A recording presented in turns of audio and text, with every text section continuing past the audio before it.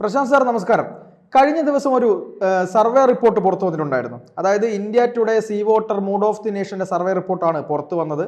ഈ സമയത്ത് തെരഞ്ഞെടുപ്പ് നടക്കുകയാണെങ്കിൽ എന്തായിരിക്കും സംഭവിക്കുക എന്നതിനെ ആസ്പദമാക്കിയായിരുന്നു ആ തെരഞ്ഞെടുപ്പ്, ആ ഒരു വിശകലനം അവർ നടത്തിയത്. അതിൽ തന്നെ സൗത്ത് ഇന്ത്യയിലേക്ക് കടന്നു വരുമ്പോൾ സൗത്ത് ഇന്ത്യയിലെ പല സ്റ്റേറ്റുകളും BJP പിടിക്കും എന്നുള്ള നിലയിലേക്കുള്ള ഒരു സർവേ റിപ്പോർട്ട്, കേരളത്തിൽ 7% വോട്ട് വർദ്ധിപ്പിച്ച് ഒരു നല്ല വോട്ട് വിഹിതവും സീറ്റ് വിഹിതവും BJP വർദ്ധിപ്പിക്കും തുടങ്ങിയ ഫലങ്ങളായിരുന്നു അതിൽ വന്നിരുന്നത്. അതിനോടൊപ്പം തന്നെ ചേർത്ത് വായിക്കേണ്ടത് ഡൽഹി ഇലക്ഷൻ കഴിഞ്ഞതിന് ശേഷം അടുത്ത് തന്നെ വരാൻ പോകുന്ന ബീഹാർ ഇലക്ഷൻ, അതോടൊപ്പം തന്നെ പശ്ചിമ ബംഗാൾ പിടിക്കാൻ വേണ്ടി ഞങ്ങൾ തീരുമാനിച്ചിരിക്കുന്നു എന്ന് സുവേന്ദു അധികാരി വളരെ കൃത്യമായി പറഞ്ഞിട്ടുണ്ട്. ഇന്നിപ്പോൾ പുറത്തു വന്നൊരു വാർത്ത എന്ന് പറയുന്നത് ഓപ്പറേഷൻ തൃശൂൽ എന്ന പേരിൽ RSS ബീഹാറും ബംഗാളും പിടിക്കാൻ വേണ്ടി പ്രത്യേക പദ്ധതി തയ്യാറാക്കുന്നു എന്ന വാർത്ത കൂടി പുറത്തു വരുന്നുണ്ട്. ഇതിൻ്റെയൊക്കെ അടിസ്ഥാനത്തിൽ ഇന്ത്യയിൽ ഒരു സമഗ്രമായ വളർച്ചയ്ക്ക് അല്ലെങ്കിൽ ആധിപത്യത്തിന് BJP കോപ്പുകൂട്ടുകയാണോ? അതിന് സാധ്യതയുണ്ട്. കാരണം BJPയുടെ 100ാം വാർഷികത്തിലേക്ക് BJPക്ക് 100, RSSന് 100 വയസ്സ്, BJPക്കല്ല RSSന് 100 വയസ്സ് 2025 ആകുമ്പോൾ അത്തരത്തിൽ 100ലേക്ക് പോവുകയാണ്. അപ്പം ഒരു സർവാധിപത്യം, അതായത് ഈ പറയുന്നത് പോലെ ജനാധിപത്യ സംവിധാനത്തിനകത്ത് BJPയുടെ ഭാഗമായിട്ട് നിൽക്കുന്നുണ്ടെങ്കിൽ അവരാഗ്രഹിക്കുന്ന രീതിയിൽ അത് വരണമെങ്കിൽ പാർലമെന്റില്, അതായത് പാർലമെന്റ് എന്ന് പറയുമ്പോൾ രാജ്യസഭ ലോക്സഭയും കൂടെ ഒന്നിച്ചു വരുന്നത്, അത് അവിടെ രണ്ടും വ്യക്തമായ ഭൂരിപക്ഷം. നമ്മുടെ സംസ്ഥാനങ്ങളിലെല്ലാം പൂർണ്ണ അർത്ഥത്തിൽ തന്നെ എല്ലാ സ്റ്റേറ്റുകളിലും BJPയുടെ ഭാഗമായിട്ടുള്ള അല്ലെങ്കിൽ ഗവൺമെന്റ് വരണം. RSS ആഗ്രഹിക്കുന്ന ഗവൺമെന്റ് വരണം. ഇപ്പം RSS ആഗ്രഹിക്കുന്ന അല്ലെങ്കിൽ അവർ സഹായിക്കുന്നത് BJP എന്ന് പറയുന്ന പാർട്ടി. RSSന്റെ യഥാർത്ഥ ലൈൻ എന്ന് പറഞ്ഞാൽ അവർക്ക് പ്രത്യേകിച്ച് പാർട്ടിയോ സംവിധാനമോ ഒന്നുമില്ല. അവരുടെ ലൈനിലേക്ക് അവരുടെ താല്പര്യങ്ങൾ നടപ്പാക്കാൻ സാധിക്കുന്ന അവരുടെ ഐഡിയോളജി എന്നൊക്കെ തന്നെ പറയാം.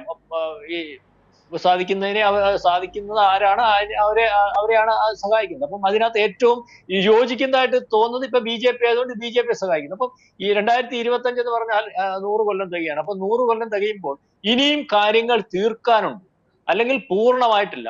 അപ്പൊ ആ പൂർണ്ണതയിലേക്ക് RSS ഇറങ്ങും എന്ന് തന്നെയാണ് നമ്മൾ വിചാരിക്കുന്നത്.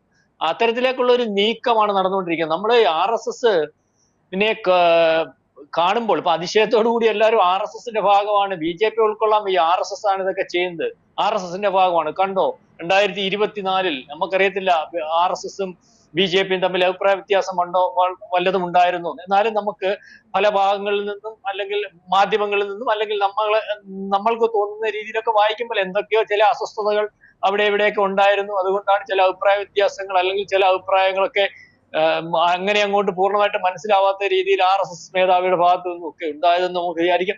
ഏതായാലും 2024 അതിനു മുമ്പുണ്ടാവുന്ന 2 ഗവൺമെന്റ് സർവാധിപത്യത്തിൽ അല്ലെങ്കിൽ ഒറ്റയ്ക്ക് ഭൂരിപക്ഷത്തിൽ നിന്ന് ഗവൺമെന്റിനെ കൊണ്ടുവന്ന് അങ്ങനെ ഒറ്റയ്ക്ക് ഭൂരിപക്ഷം ഇല്ലാത്ത ഒരവസ്ഥയിൽ എത്തിക്കുന്നതിന് കാരണം, അല്ലെങ്കിൽ അതിനകത്ത് RSSന്റെ പൂർണ്ണ പിന്തുണ ഇല്ലായിരുന്നു എന്ന് നമ്മൾ ഉൾപ്പെടെയുള്ളവർ വിചാരിക്കുമ്പോൾ അല്ലെങ്കിൽ മാധ്യമങ്ങൾ ചർച്ച ചെയ്യുമ്പോൾ അതിനുശേഷം RSS പറയുന്നത് പോലെ അനുസരിച്ച് പോകുന്ന ഒരു BJP ആയിട്ട് നമ്മൾക്ക് തോന്നിയത് ശരിയെന്ന് കരുതുന്ന ഒരു റിസൾട്ടാണ് ഈ പറയുന്നത് പോലെ ഡൽഹി റിസൾട്ട്, അതിനു മുമ്പത്തെ ഹരിയാന റിസൾട്ട്, മഹാരാഷ്ട്ര റിസൾട്ട് ഒക്കെ.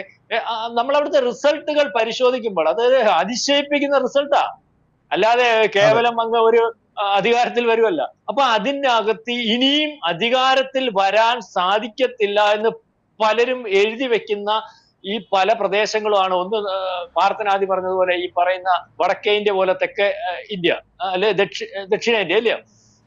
അതെ. അപ്പം അതുപോലെ തന്നെ ഈ പറയുന്ന നമ്മുടെ ഇന്ത്യയുടെ ഭാഗമല്ലാതെ നിൽക്കുന്നത് പോലെ തോന്നുന്ന ഒരു സ്റ്റേറ്റാണ് പശ്ചിമ ബംഗാൾ. അതിനകത്ത് വലിയൊരു കാര്യമുണ്ട്. കാരണം പശ്ചിമ ബംഗാളിൽ ആ ഇന്ത്യയുടെ ഭാഗം ആണെന്ന് പറയുമ്പോഴും ആ പ്രദേശം ഈ പറയുന്നത് പോലെ RSSും ദേശസ്നേഹികളും അല്ലെങ്കിൽ ഇന്ത്യയോട് താല്പര്യമുള്ളവരും വളരെ കൃത്യമായിട്ട് നിന്നില്ലെങ്കിൽ ഒരവസരം കിട്ടിയാൽ പശ്ചിമ ബംഗാൾ ഒരു സ്വതന്ത്ര രാജ്യമാക്കി എടുക്കുന്നതിന് വേണ്ടിയുള്ള ധാരണയിൽ നിൽക്കുന്ന ഒരു മുഖ്യമന്ത്രി എന്ന് തോന്നിക്കുന്ന പല പ്രസ്താവനകളും ഇപ്പൊ നമ്മുടെ പശ്ചിമ ബംഗാൾ മുഖ്യമന്ത്രിയുടെ ഭാഗത്തു നിന്നുണ്ടായിട്ടുണ്ട്.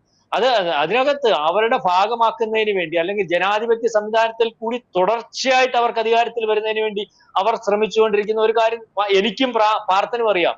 ഇവിടെ നമ്മുടെ സന്തുലനാവസ്ഥ നഷ്ടപ്പെടുന്ന കുടിയേറ്റക്കാരെ, അല്ലെങ്കിൽ അതിനകത്ത് ഏറ്റവും കൂടുതൽ കുടിയേറ്റക്കാരുള്ള ഈ പറയുന്ന ബംഗ്ലാദേശിലെ കുടിയേറ്റക്കാരെ അവിടെ കയറ്റി, മറ്റൊരു രാജ്യത്തെ ആളിനെ കയറ്റി അതിനകത്ത് വ്യാജമായിട്ട് അവർക്ക് ഐഡന്റിറ്റി കാർഡും തിരിച്ചറിയൽ കാർഡും പാസ്പോർട്ടും അവിടെ താമസിക്കുന്നവരുടെ സ്ഥലം കയ്യേറാനുള്ള അവസരവും കൊടുത്ത് അവനെ അവിടുത്തെ ജനാധിപത്യത്തിന്റെ ഭാഗമാക്കിക്കൊണ്ട് അധികാരത്തിരിക്കുന്ന ഒരു സ്റ്റേറ്റാണ്. അപ്പൊ ആ സ്റ്റേറ്റ് തിരിച്ചു പിടിക്കുന്നതിന് വേണ്ടി ശ്രമിക്കുകയാണെങ്കിൽ നല്ല കാര്യം. RSS തയ്യാറെടുത്ത് ഇറങ്ങിയാൽ അത് നടക്കുന്നതായിരിക്കും. അതുപോലെ ബീഹാർ എന്ന് പറയുമ്പോൾ ബീഹാർ BJPയുടെ ഭാഗമല്ലാതൊന്നുമല്ല. എന്നാലും ബീഹാർ പൂർണ്ണാധിപത്യത്തിലേക്ക് പോവുകയാണെങ്കിൽ ബീഹാറിലെ ഡെവലപ്മെന്റ്സ് ഇതിനെക്കാട്ടിൽ വളരെ കൂടുതലായിട്ട് കൊണ്ടുപോകുന്നതിനും അവിടുത്തെ ആൾക്കാരെ ഇപ്പോൾ ഉള്ളതിൽ നിന്ന് വ്യത്യസ്തമായി പല പ്രശ്നങ്ങളും ഉണ്ടാകുമ്പോൾ ഈ പറയുന്ന പോലെ അവിടുത്തെ ആൾക്കാരെ ദേശസ്നേഹികളല്ലാത്ത രീതിയിൽ ഉപയോഗിക്കാൻ പറ്റുന്ന ആൾക്കാർ ബീഹാറിൽ ഇപ്പോഴും ഉണ്ട്, അല്ലെങ്കിൽ തെറ്റിദ്ധരിപ്പിക്കാൻ പറ്റുന്ന ആൾക്കാർ ഇപ്പോഴും ഉണ്ട്. അപ്പൊ RSS അതിന് വേണ്ടി തയ്യാറായിട്ടുണ്ടെങ്കിൽ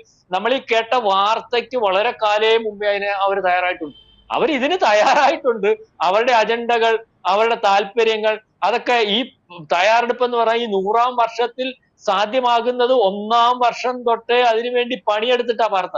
അല്ല നമ്മൾ ഈ പറയുന്നവർക്ക് നമുക്കിത് കുറച്ച് വളരെ കാലത്തെ പണിയുടെ ഭാഗമായിട്ടാണ് ഒരുപക്ഷെ നമ്മൾ ഈ കാണുന്ന 100-ാം വാർഷികമാകുമ്പോൾ അവരുടെ സർവാധിപത്യത്തിലേക്ക് ഇന്ത്യ മഹാരാജ്യവും അവരുടെ ആശയത്തിലേക്ക് ഇവിടുത്തെ ജനാധിപത്യ സംവിധാനത്തെയൊക്കെ കൊണ്ടുവരാൻ സാധിക്കുന്നു.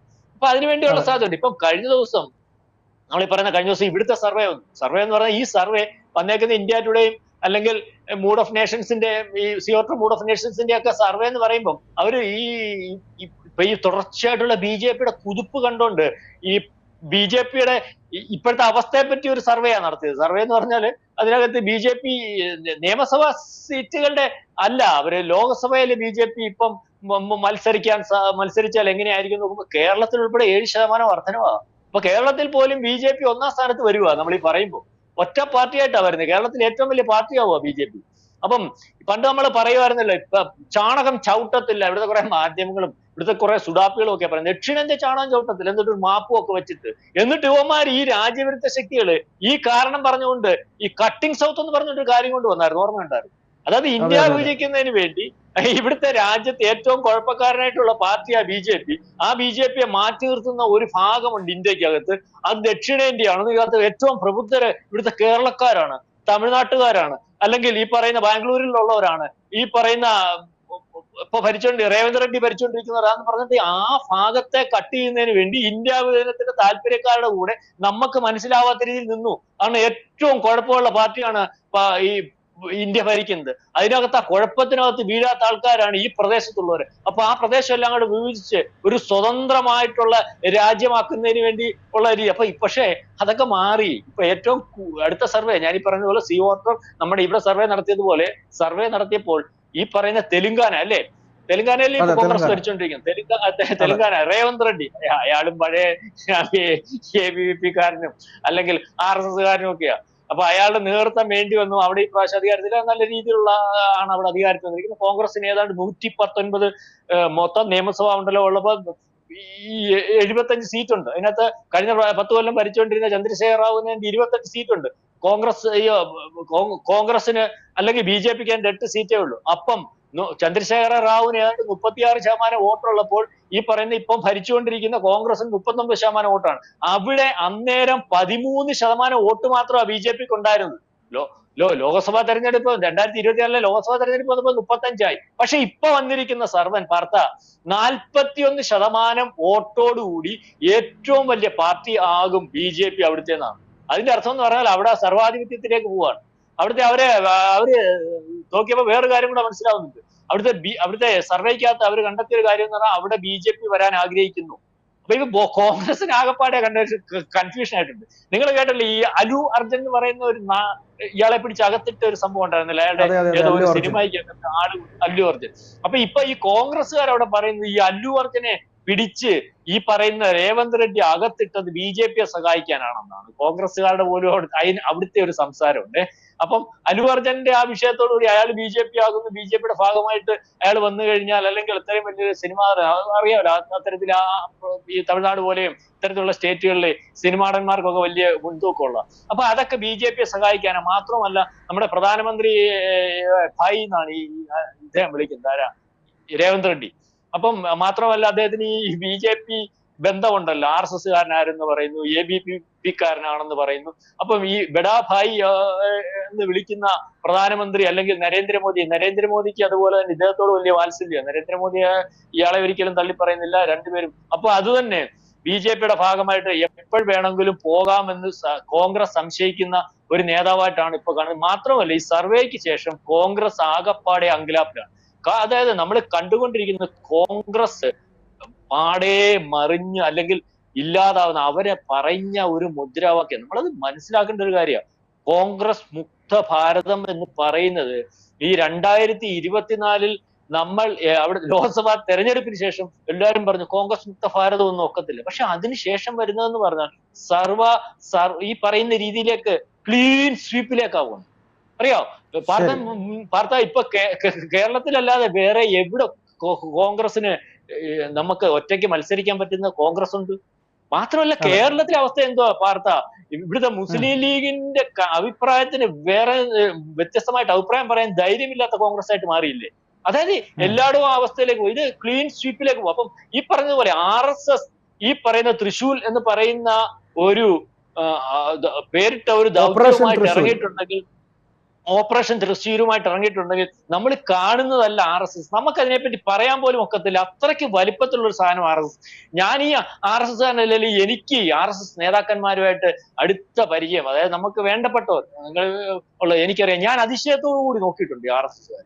കാരണം അവരുടെ ഒരു ക്വാളിറ്റി. അപ്പൊ അവര് തീരുമാനിച്ചാൽ അവർ വെളിയിലില്ല വാർത്ത, അതാ രസം. നമുക്കിവരെ കാണാൻ പറ്റത്തില്ല, അവരുടെ ജോലി മാത്രം. അപ്പൊ അതിന്റെ റിസൾട്ട് മാത്രമേ, റിസൾട്ടിന് ശേഷം പോലും ഇവരെ കാണാൻ പറ്റത്തില്ല. അപ്പൊ അങ്ങനെ ജോലി ചെയ്യുന്നവരാണ്. കാരണം ഒരു പ്രതിഫലം ഇച്ഛിക്കാതെ ജോലി ചെയ്യുന്ന ഒരു കൂട്ടം, അവർക്കൊരു അല്ലെങ്കിൽ അവരുടെ ആ ജോലിക്ക് പുറകിൽ ഒരു കൃത്യമായ അജണ്ട ഉണ്ടാവുന്നു. അപ്പൊ അതിന് ഫലം ഉണ്ടാവും. നിങ്ങൾക്കറിയാം 64 രാജ്യത്ത് ഇന്ത്യക്ക് വെളിയിൽ RSS ഉണ്ട്. നമ്മൾ നിസ്സാരമായിട്ട് കണ്ട ഈ ഒരു രാജ്യത്ത് നിന്നും RSS ആ രാജ്യത്തിന്റെ ഭരണഘടനയെ ബാധിക്കുന്ന വിഷയം ചെയ്യുന്നു, ആ രാജ്യത്തിന്റെ സത്വയെ ബാധിക്കുന്ന വിഷയം ചെയ്യുന്നു, ആ രാജ്യത്തിന്റെ ദേശീയതയെ ബാധിക്കുന്ന രീതിയിൽ പ്രവർത്തിച്ചെന്നോ പറഞ്ഞ് ഒരു കേസും വന്നിട്ടില്ല. പിന്നെ RSSന് കേസ് വന്നിട്ടുള്ള എവിടെയാണെന്ന് വാർത്ത അറിയാമോ? ഇന്ത്യയിലാണ്. അപ്പൊ അത്രയ്ക്കുള്ള ഒരു വലിയ സംഘടനയാണ്. അത് ആരുടെ ഉപദ്രവത്തിന് വേണ്ടിയല്ല, അവർക്കൊരു ലക്ഷ്യം, അവരുടെ പ്രധാനപ്പെട്ട ലക്ഷ്യം എന്ന് പറഞ്ഞാൽ ആദ്യം ഇന്ത്യ, പിന്നെ അവർ, അല്ലെങ്കിൽ ദേശീയത. അതാണ് അവർ. അത് അങ്ങനെ നിൽക്കുന്ന ആരുടെയും കൂടെ RSS നിൽക്കും. അപ്പൊ അത് ശരിയായിരിക്കാം. ഈ പറയുന്ന സർവേ ഫലങ്ങളും നിങ്ങൾ ഈ പറയുന്ന തൃശ്ശൂർ എന്ന് പറയുന്ന കാര്യവും ഒക്കെ അല്ലെങ്കിൽ വായിച്ചു നോക്കുമ്പോൾ RSS തന്നെയാണ് അതിന്റെ പിറകിൽ. അത്രയും ബലത്തിൽ ഇതിനെ കൊണ്ട് അല്ലെങ്കിൽ ഇതുപോലെ നീക്കുന്നതിന് വേണ്ടി ഒരു സംഘടനയ്ക്കും കഴിയത്തില്ല. അതിനോട് മത്സരിക്കാൻ പ്രാപ്തമായിട്ടുള്ള ഒരു പാർട്ടിയും ഒരു സംഘടനയും എന്റെ അറിവിൽ ഇന്ന് ഇന്ത്യയിൽ ഉള്ളതായിട്ട് എനിക്ക് തോന്നുന്നില്ല. ഏതായാലും RSS മുടിയഴിച്ചാടുന്നതാണ് നമ്മൾ കാണുന്നത്. അത് ഈ പറയുന്നത് പോലെ ഡൽഹിയിൽ കണ്ടു, ഹരിയാനയിൽ കണ്ടു, അതിനു മുമ്പ് അല്ലെങ്കിൽ മഹാരാഷ്ട്രയിൽ കണ്ടു, ഈ പറയുന്ന ദക്ഷിണേന്ത്യയിൽ എന്ന് പറയുന്നത് അടുത്ത പ്രാവശ്യം ബാംഗ്ലൂർ ഉൾപ്പെടെയുള്ള ഇപ്പൊ കോൺഗ്രസ് ഭരിച്ചുകൊണ്ടിരിക്കുന്ന സംസ്ഥാനം ഉറപ്പായിട്ടും BJP, അവിടെ നേരത്തെ BJP അധികാരത്തിൽ വന്നാണ്. ഈ പറയുന്ന ഈ രേവന്ത് റെഡ്ഡിയുടെ സംസ്ഥാനം കൂടെ പോയി കഴിഞ്ഞാൽ ഈ ചാണകത്തിൽ ചവിട്ടത്തിൽ എന്ന് പറഞ്ഞ, അല്ലെങ്കിൽ ദക്ഷിണേന്ത്യ കട്ട് ചെയ്യാൻ നിന്നവർ, അല്ലെങ്കിൽ അത് അവിടെ ഉള്ളവര് പ്രബുദ്ധരാന്ന് പറഞ്ഞവരൊക്കെ പ്രബുദ്ധരല്ലാതാവുന്ന ഒരു അവസ്ഥയിലേക്ക് അവരുടെ ഭാഷയിൽ വരും. അപ്പൊ ആ രീതിയിലേക്കാണ് പോകുന്നത്. അതുകൊണ്ട് അതിനെ തൈശയിക്കാനൊന്നുമില്ല. RSS തീരുമാനിച്ചാൽ അത് നടന്നിരിക്കും. ശരി. എന്തായാലും സാർ പറഞ്ഞതുപോലെ RSS കഴിഞ്ഞ ഇലക്ഷനിൽ RSSുമായി ചെറിയ അഭിപ്രായ വ്യത്യാസങ്ങൾ BJPക്ക് ഉണ്ടായിരുന്നു. അതിന്റെ പരിണിത ഫലമാണ് ഇപ്പോൾ ഒറ്റയ്ക്ക് ഭരിക്കാനാവാത്ത സ്ഥിതിയിലേക്ക് BJP പോയത് എന്നുള്ള വാർത്തകളൊക്കെ ഉണ്ടായിരുന്നു. എന്തായാലും അതിനുശേഷം RSS വളരെ ശക്തമായിട്ട് ഇറങ്ങുകയാണ് എന്ന എല്ലാവിധ സൂചനകളും ലഭിച്ചുകൊണ്ടിരിക്കുന്നു. നമുക്ക് വരും ദിവസങ്ങളിൽ ഇതിന്റെ കൂടുതൽ ഫലം എന്താണ്, ഇതിന്റെ കാര്യങ്ങൾ എന്താണ് എന്ന് നമുക്ക് കണ്ടറിയാം. എന്തായാലും ചർച്ചയുമായി സഹകരിച്ചതിൽ ഒരുപാട് നന്ദി സാർ. കൂടുതൽ വാർത്തകളും വിശേഷങ്ങളും നിങ്ങളിലേക്ക് എത്താൻ ABC മലയാളം സബ്സ്ക്രൈബ് ചെയ്യുക, ബെൽ ബട്ടണും അമർത്തുക.